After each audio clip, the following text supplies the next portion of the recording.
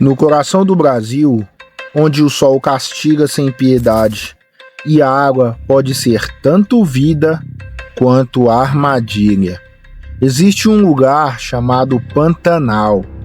Lá, a natureza não perdoa erros.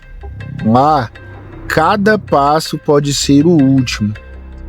E é neste local que um homem chamado Julian aprendeu da maneira mais difícil que o verdadeiro perigo não ruge antes de atacar. Julian Pereira tinha 42 anos. Suas costas queimadas de sol, mãos calejadas pela corda e pelo cabo da faca. Cresceu montando cavalos, antes mesmo de aprender a andar direito. Sabia ler o vento, o céu, o comportamento do gado. Mas, como todo homem do campo, também sabia uma verdade que os turistas ignoram. No Pantanal, você nunca está realmente sozinho. Mesmo quando o silêncio parece paz, há olhos sobre você. Naquela manhã de terça-feira, Julian acordou antes das 5. Tomou café preto com farinha e um pedaço de queijo. Olhou para os 5 cães que dormiam embaixo da varanda. Eram vira-latas, cada um com sua história.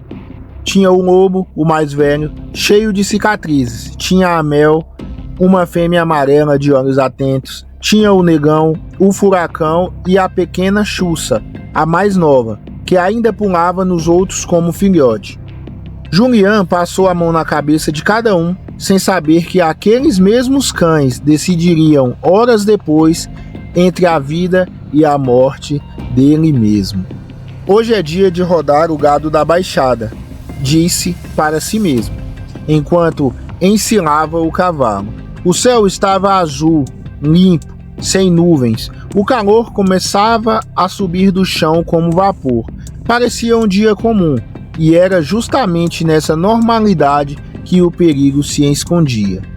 Julian cavalgou por quase 2 horas, atravessou cercas de arame, riachos secos. Os cães iam na frente, farejando tudo, felizes. De repente, algo estranho aconteceu. O mato parou. Não é uma expressão poética. Literalmente, os galhos deixaram de balançar, os pássaros que tilintavam sem parar desde o amanhecer emudeceram. As cigarras que faziam aquele zumbido constante de fundo simplesmente desapareceram. Julian puxou as rédeas. O cavalo também sentiu. As orelhas do animal foram para frente e para trás, nervosas, as narinas dilatadas. Julian conhecia aquele silêncio. Não era o silêncio da calma, era o silêncio da presença. O tipo de silêncio que acontece quando um predador de topo de cadeia entra em cena. Quando uma onça pintada decide que aquela área é somente dela. Não pode ser, pensou Julian, forçando um cuspe seco na garganta. É dia claro, elas não costumam, pensou ele. Mas ele sabia que sim. Onças atacam de dia, atacam à tarde, atacam quando querem. E o Pantanal é um dos poucos lugares do mundo onde elas ainda reinam absolutas. Julian desceu do cavalo. Erro. Ele sabe disso agora. Mas na hora, um instinto mandou ficar mais leve, mais baixo. Amarrou o cavalo num tronco de aroeira. Os cães estavam estranhos. Não latiam, não brincavam. Estavam parados, olhando para a mesma direção, com pelos eriçados. O vento mudou. E então Julian sentiu o coração apertado, a sensação de que algo grande e amarelo e cheio de dentes estava a poucos metros atrás da moita de Taquarussu.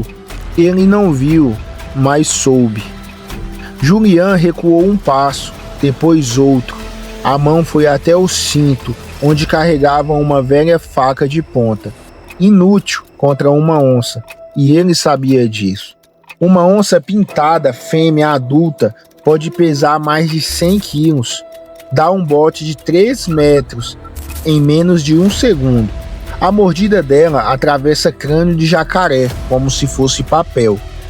Ele começou a rezar baixinho.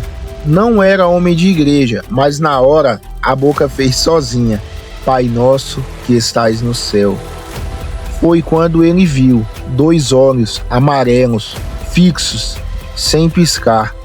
Surgiram do emaranhado de folhas secas e cipós. A menos de 10 metros, a onça estava agachada, o corpo longo e musculoso, as patas dianteiras abertas, pronta para o bote. Ela não rosnou, não mostrou os dentes, ela apenas observava, como se já tivesse decidido. Julian parou de respirar, o tempo congelou, ele viu a própria vida passando, não em flash, mas em imagens pesadas. A mãe fazendo doce de leite, o dia que comprou a terra, o rosto dos filhos. É agora, ele pensou, é aqui que tudo isso acaba. A onça baixou a cabeça. Os músculos das costas se contraíram, a cauda deu um leve tremor. O bote ia acontecer. Mas foi nesse exato segundo, o segundo em que a onça já estava no ar, as garras dianteiras avançando. Foi nessa hora que o mundo explodiu em latidos. Não um latido, não 2, uma explosão de fúria, de desespero, de coragem cega. O lobo, o velho cheio de cicatrizes, foi o primeiro. Ele não pensou no tamanho do inimigo, não calculou peso, força ou risco. Ele simplesmente avançou, direto na cara da onça. Atrás dele vieram os outros, como um exército desgrenhado, a mel feroz e rápida mordendo o flanco da onça, o negão atacando por trás, o furacão que ganhou o nome por um motivo, rodopiando em volta, latindo sem parar, e a pequena Xuxa, a mais nova, que pulou nas costas do predador como se fosse um brinquedo. A onça recuou no meio do bote, não por medo. Uma onça não teme 5 cães. Mas por que então ela recuou? Porque ela é inteligente. Um arranhão no olho, uma mordida na pata, e ela não poderia caçar por dias. No Pantanal, ferimento é sentença de morte para um predador solitário. Ela hesitou 1 segundo, apenas 1 segundo. Foi o suficiente. Os cães não pararam, cercaram, avançaram, recuaram em sincronia, como se tivessem ensaiado a vida inteira. O lobo mordeu a cauda, a mel rosnou no ouvido da fera. O furacão latiu tão alto que parecia um alarme. A onça deu um pulo lateral, olhou para Julian, olhou para os cães e tomou a decisão mais sábia que um predador poderia tomar. Recuou, desapareceu no mato como um fantasma, sem barulhos, sem rastros, como se nunca estivessem existindo. Se você curtiu esse vídeo até aqui, deixe seu like, se inscreva no canal, curte e compartilha. E aproveita e deixa nos comentários. Se você estivesse nessa situação, o que você faria? Voltando à história. Julian caiu de joelhos, não por fraqueza, e sim por alívio. O coração batia tão rápido que ele sentia o sangue pulsando nas têmporas. A respiração era um soluço.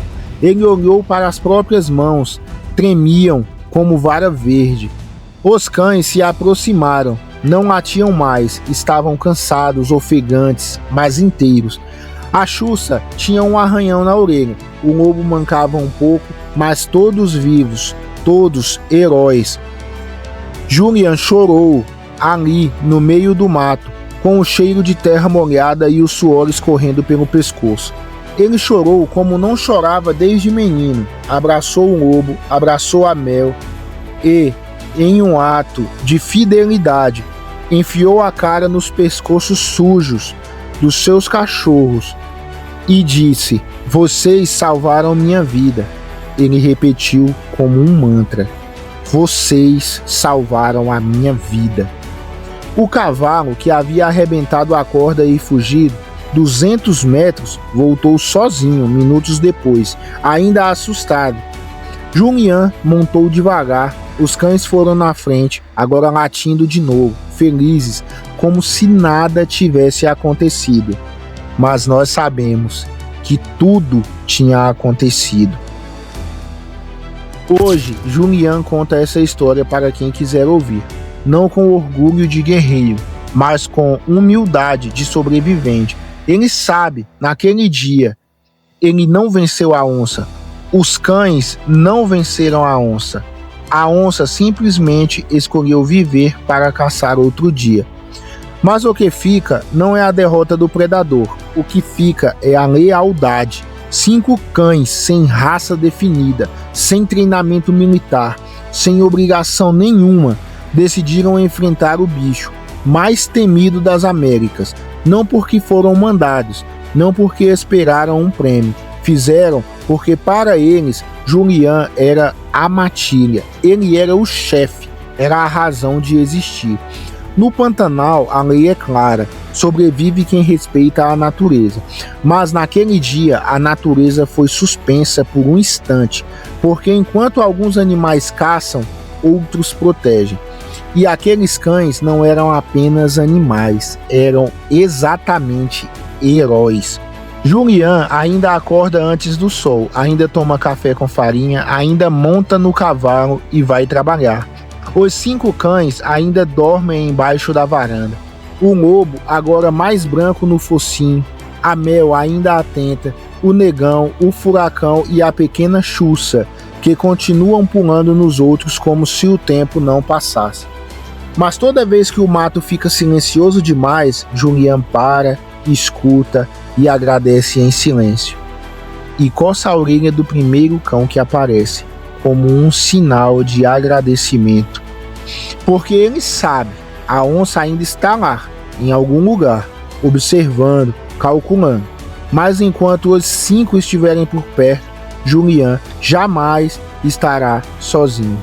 Nunca mais estará sozinho. Minha vida, meu cachorro. Se não fosse o cachorrinho, eu tinha perdido meus pontos. Se você gostou dessa história, se inscreve no canal, curte, compartilha com seu amigo e não deixe de fazer um comentário sobre este vídeo. Como você agiria em tal situação? Ou até mesmo, você continuaria morando no mesmo local em que aconteceu?